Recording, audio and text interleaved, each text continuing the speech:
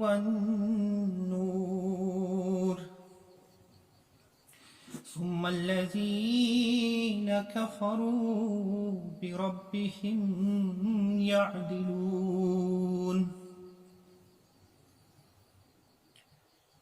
آمنت بالله صدق الله العظيم رب اشرح لي صدري ويسر لي أمري واحلل عقدة من لساني يفقهوا قولي ربي زدني علما ربي زدني علما ربنا زدنا علما وفهما ربنا زدنا علما وحلما والحقنا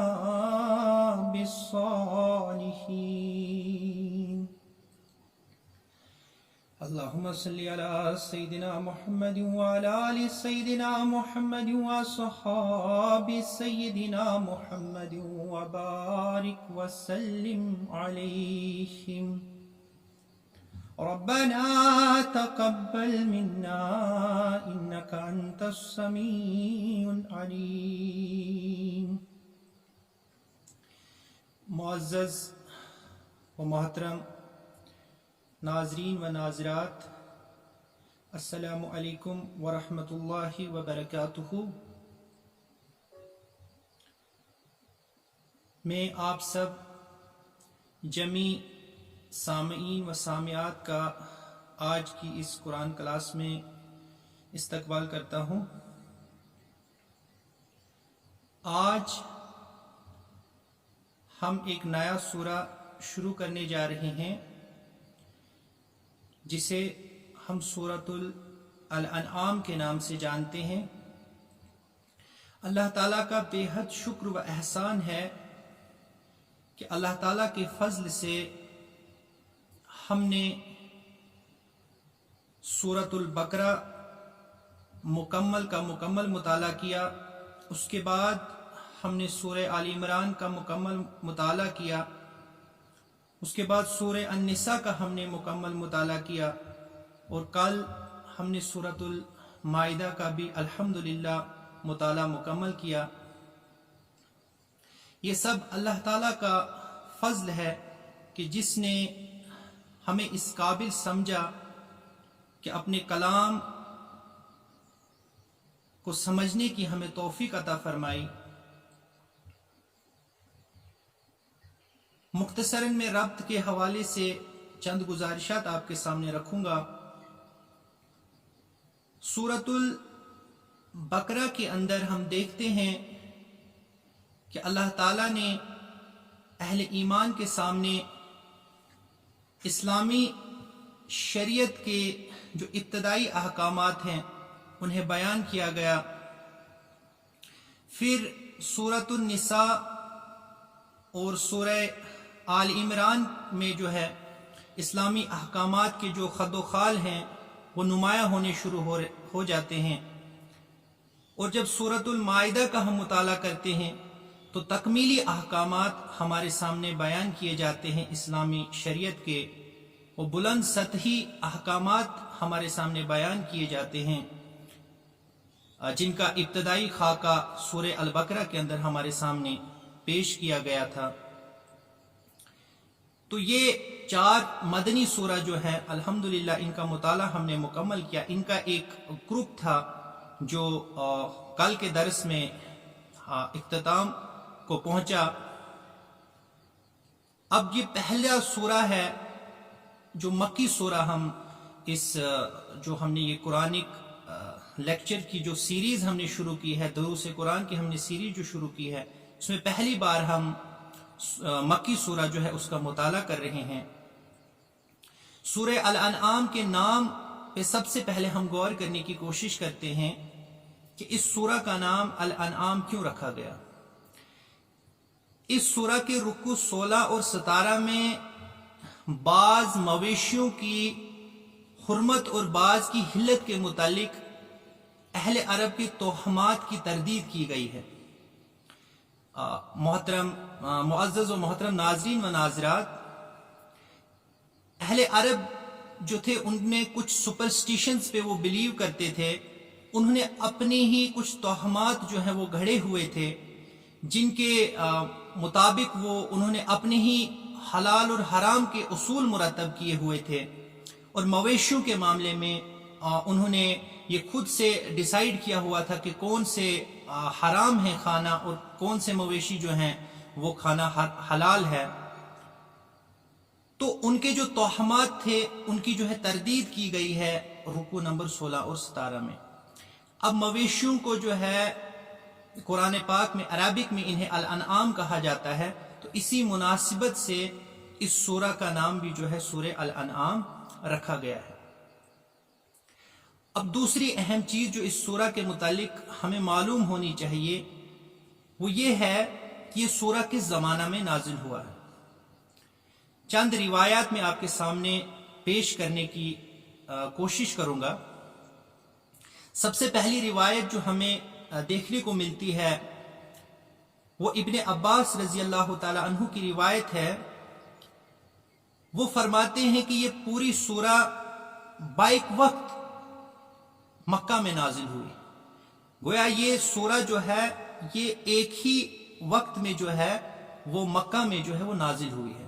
یہ روایت ہے ابن عباس رضی اللہ تعالی عنہ کی. اس کے علاوہ ایک دوسری روایت بھی ہمیں دیکھنے کو ملتی ہے. حضرت معاذ بن جبل رضی اللہ تعالی عنہ کی چچا زاد بہن اسما بنت یزید کہتی ہیں کہ جب یہ سورہ رسول رحمت صلی اللہ علیہ وسلم پر نازل ہو رہی تھی تو آپ صلی اللہ علیہ وسلم اونٹنی پر سوار تھے اور اس اونٹنی کی نکیل کو میں نے تھامے ہوئی تھی اور مجھے ایسا محسوس ہو رہا تھا کہ اونٹنی آپ صلی اللہ علیہ وسلم کی اس بوجھ کی وجہ سے جو ہے اس کی ہڈیاں جو ہے وہ ٹوٹ جائیں گی. اور روایات میں اس کی بھی تصریح ہے، یعنی روایت میں یہ چیز بھی ہمارے سامنے واضح کی گئی ہے کہ یہ سورہ جو ہے جس رات رسول رحمت صلی اللہ علیہ وسلم پر نازل ہوئی اسی رات کو آپ صلی اللہ علیہ وسلم نے اسے قلم بند فرمایا. جب ہم اس سورت کے موضوع اور مضامین پہ غور کرتے ہیں، اس سورت کے انداز بیان پر جب ہم غور کرتے ہیں تو یہ چیز ہمارے سامنے واضح ہو جاتی ہے کہ یہ سورت مکہ کے آخری دور میں نازل ہوئی ہے. اور ابھی جو روایت میں نے آپ کے سامنے رکھی ہے حضرت اسما بنت یزید رضی اللہ تعالی عنہ، یہ انصاری صحابیہ ہیں. اور یہ چیز بالکل واضح ہے کہ جس وقت یہ رسول رحمت صلی اللہ علیہ وسلم سے ملنے آئی ہوں گی تو وہ مکہ کا آخری دور ہی ہو سکتا ہے، چونکہ رسول رحمت صلی اللہ علیہ وسلم ان کے جو تعلقات ہیں اہل ایمان کے، رسول رحمت صلی اللہ علیہ وسلم کے تعلقات یثرب کے ساتھ یعنی مدینہ کے ساتھ جو استوار ہونا شروع ہوئے ہیں وہ بالکل مکہ کے آخری دور میں استوار ہونا شروع ہوئے ہیں. تو چونکہ یہ روایت حضرت اسما بنت یزید رضی اللہ تعالی عنہا کی ہے تو یہاں سے بھی اس کا زمانہ نزول متعین کیا جا سکتا ہے کہ یہ آخری دور ہوگا جس وقت رسول رحمت صلی اللہ علیہ وسلم کے پاس مکہ سے مردوں اور عورتوں کے وفود جو ہیں وہ آپ صلی اللہ علیہ وسلم کے پاس آنا شروع ہوئے تھے اوس اور خزرج قبیلے سے. تو یہاں سے بھی یہ بالکل واضح ہو جاتا ہے کہ یہ سورت جو ہے مکہ کے آخری دور میں نازل ہوئی ہوگی. اب اس کا شان نزول کیا ہے؟ جس وقت یہ ہم تھوڑا سا ان حالات پہ بھی غور کرتے ہیں جن حالات میں اس سورہ کا نزول ہوا ہے. دیکھیے رسول رحمت صلی اللہ علیہ وآلہ وسلم اسلام کی دعوت جس وقت پیش کر رہے تھے، آپ کو اسلام کی دعوت پیش کرتے ہوئے 12 سال کا عرصہ گزر چکا تھا. اور ہم دیکھتے ہیں کہ یہ وہ دور تھا کہ قریش کی جو ریزسٹنس جو تھا، قریش کا ان کی جو مزاحمت تھی وہ اپنی شدت اختیار کر چکی تھی. یعنی گویا جو ظلم شروع ہوا تھا، یعنی جس وقت رسول رحمت صلی اللہ علیہ وسلم نے اعلانیہ دعوت شروع کی تھی مکہ کے اندر، وہاں سے ظلم کی چکی جو ہے وہ ظلم کی چکی جو ہے وہ چلنا شروع ہوئی تھی، اور ہم دیکھتے ہیں کہ یہ ظلم جو ہے اپنے انتہا کو پہنچتا ہے 12 سال کے بعد، یعنی 12 نبوی جب مکمل ہو جاتے ہیں اور 13 نبوی کے اندر جب ہم داخل ہو جاتے ہیں، مکی دور کے 13ویں سال میں جب ہم داخل ہو جاتے ہیں، تو 13ویں سال کے اندر پہنچتے پہنچتے ہی جو یہ ظلم جو ہے یہ بالکل آپ کہہ سکتے ہیں کہ اپنی پیک کو پہنچ چکا تھا۔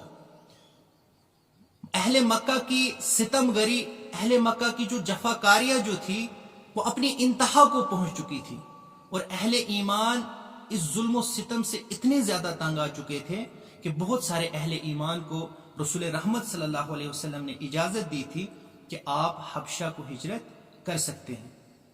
تو یہ وہ دور تھا جس دور میں اس سورہ کا نزول ہوا ہے۔ اب ہم اس سورت میں کون سے موضوعات جو ہے وہ زیر بحث آئے ہیں ان پہ ہم غور کرنے کی کوشش کرتے ہیں۔ 6 بڑے موضوعات ہیں، یا آپ کہیں 7 بڑے موضوعات ہیں، یا 7 بڑے بڑے عنوانات ہیں جن پر اس سورت کے اندر کلام کیا گیا ہے، جن پر اس سورت کے اندر مدلل بحث ہوئی ہے۔ وہ کون سے 7 بڑے عنوانات ہیں، ان کی طرف میں آپ کی توجہ مبذول کرنا چاہوں گا۔ سب سے پہلے جس موضوع پر بات کی گئی ہے، سب سے پہلے جو موضوع چھیڑا گیا ہے وہ ہے شرک کا ابطال اور عقیدہ توحید کی دعوت۔ دیکھیے، ہم سب جانتے ہیں کہ اللہ تعالیٰ کا ارشاد مبارک ہے قرآن پاک کے اندر، اعوذ باللہ من الشیطان الرجیم، ان اللہ لا یغفر ان یشرک بہ ویغفر ما دون ذلک، کہ اللہ تعالیٰ اس چیز کو کبھی بھی معاف نہیں کرتا کہ اس کے ساتھ کسی کو شریک کیا جائے۔ اور شاعر نے بھی بڑے ہی خوبصورت انداز میں فرمایا ہے کہ سروری زیبا فقط اس ذات بے ہمتا کو ہے، حکم راہ ہے ایک وہی باقی بتانے آزری۔ اور دوسرے مقام پہ ہم سورہ لقمان کے اندر دیکھتے ہیں کہ اللہ تعالیٰ فرماتا ہے کہ ان الشرک لظلم عظیم، کہ شرک جو ہے وہ ظلم عظیم ہے۔ تو شرک، قرآن پاک جو ہے شرک کو ایک بہت بڑے گناہ کے طور پہ اپنے سامعین اور قارئین کے سامنے پیش کرتا ہے۔ تو سب سے پہلے جس موضوع پر کلام کیا گیا ہے، جو سب سے ایک آپ کہہ سکتے ہیں کہ one of the main topics that has been discussed in this Quran, in this Surah Al Anam, وہ ہے شرک کا ابطال، یعنی شرک کا باطل ہونا، شرک کا ایک فیک تصور ہونا، شرک کا آپ کہہ سکتے ہیں ایک بالکل ایک غلط چیز ہونا جو ہے اسے بالکل دلائل اور براہین کے ذریعے سے سامعین کے سامنے پیش کیا گیا ہے، اور اس کے بالمقابل عقیدہ توحید کی دعوت دی گئی ہے۔ عقیدہ توحید کی دعوت جو ہے وہ سامعین کے سامنے پیش کی گئی ہے۔ دوسرا اہم موضوع جو چھیڑا گیا ہے اس سورہ کے اندر وہ ہے عقیدہ آخرت کی تبلیغ۔ میں پہلے بھی آپ کے سامنے یہ عرض کر چکا ہوں کہ عقیدہ آخرت ایک بہت ہی اہم عقیدہ ہے۔ یہ بات میں کیوں کہہ رہا ہوں؟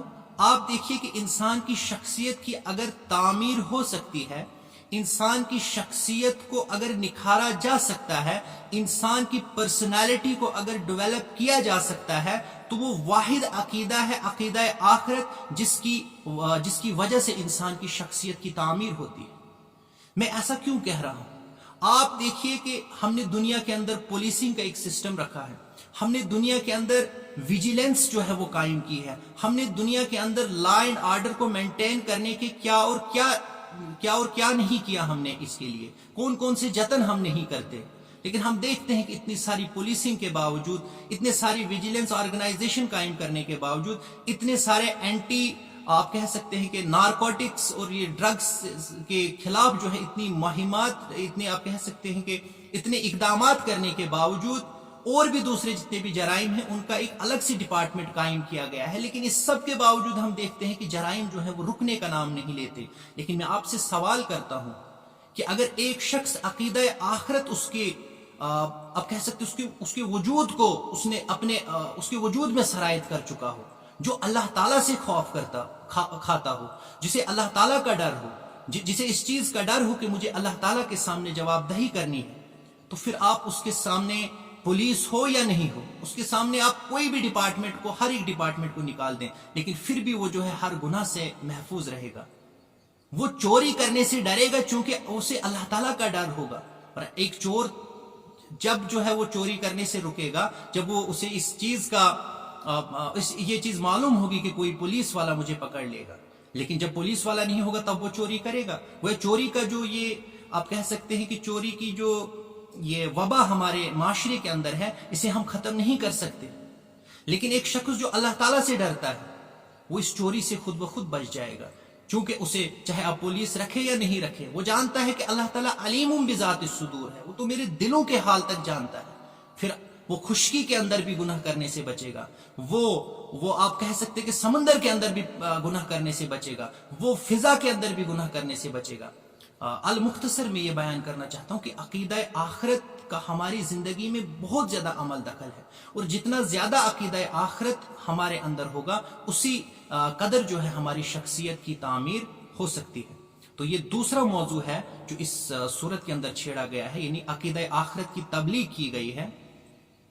تیسرا موضوع جو اس سورت کے اندر بیان کیا گیا ہے وہ ہے جاہلیت کے توہمات کی تردید.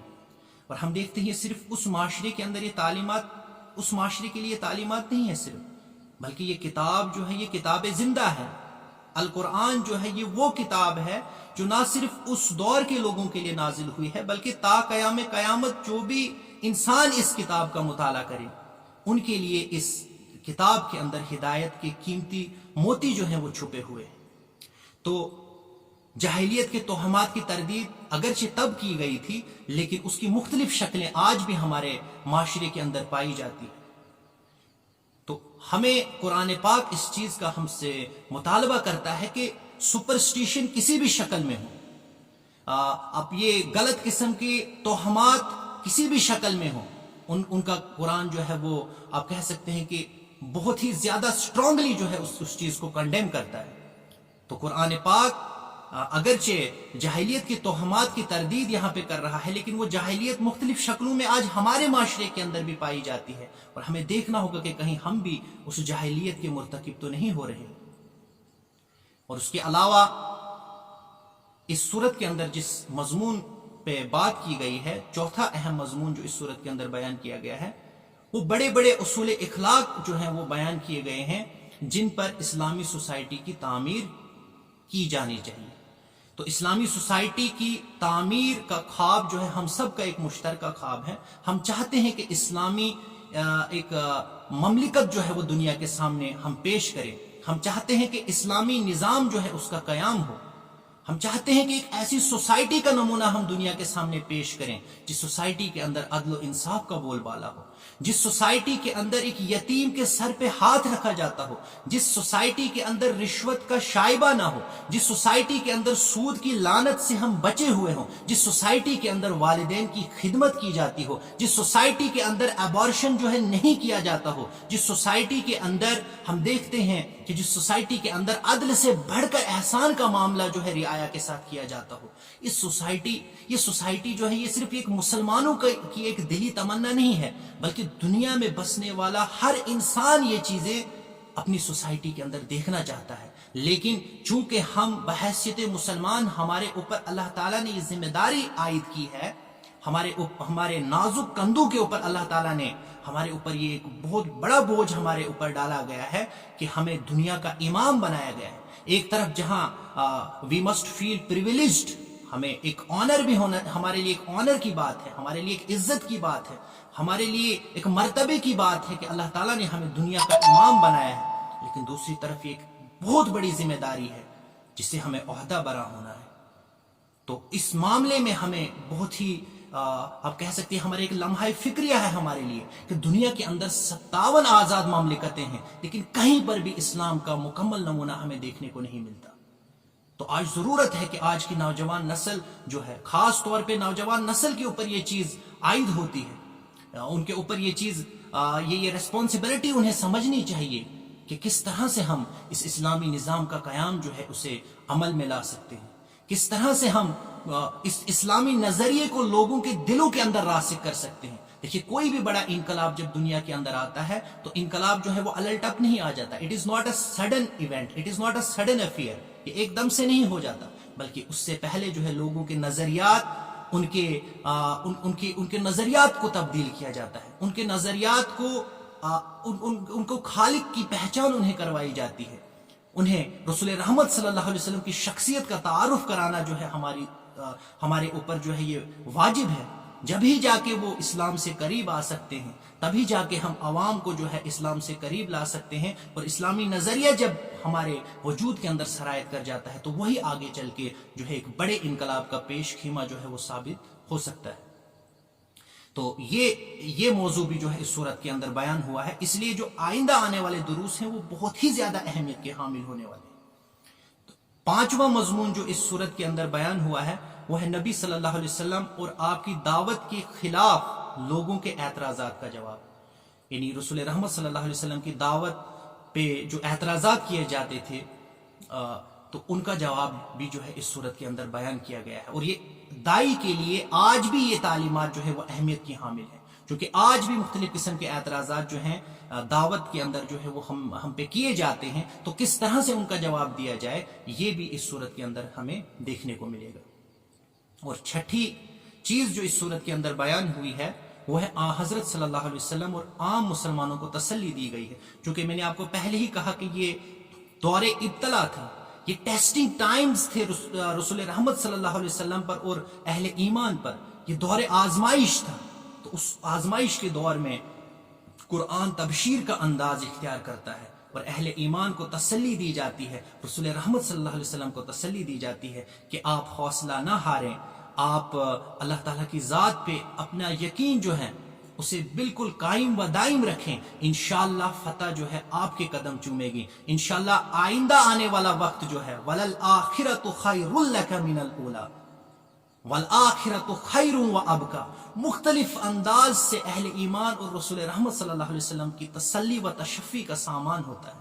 تو وہ تسلی و تشفی کی آیات بھی جو ہے وہ اس صورت کے اندر جو ہے بیان کی گئی ہیں. اور ساتھ میں اس کے بالکل کنٹراسٹ میں منکرین اور مخالفین کو جو ہے انہیں نصیحت کی گئی ہے, انہیں تنبیہ کی گئی, انہیں خبردار کیا گیا ہے کہ آپ جس روش کو اختیار کیے ہوئے ہو اس روش سے آپ باز آ جائیے اور اس طریقہ زندگی کو اختیار کیجئے جو طریقہ زندگی آپ کا خالق آپ کے لیے جس طریقہ زندگی کو آپ کے خالق نے آپ کے لیے وضع کیا ہوا ہے. تو یہ آخری موضوع ہے جو اس صورت کے اندر بیان ہوا ہے. تو یہ مختلف موضوعات ہیں جو اس صورت کے اندر بیان ہوئے ہیں. ہم سب اللہ تعالیٰ سے مل کر یہ دعا کرتے ہیں کہ اللہ تعالیٰ ہمیں اس چیز کی توفیق دے کہ ہم اس سورہ کا مطالعہ جو ہے وہ اللہ تعالیٰ ہمیں اس سورت کا